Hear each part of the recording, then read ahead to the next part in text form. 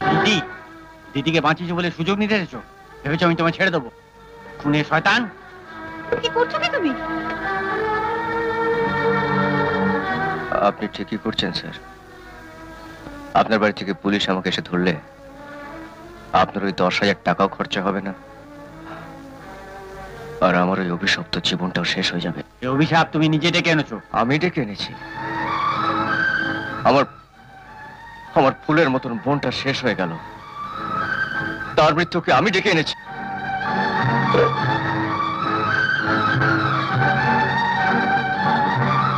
আমার আমার ভালোবাসা, আমার জীবনের একমাত্র স্বপ্ন,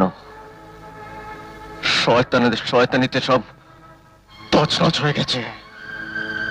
আজ আমি সারা দেহে লম্পটের কালি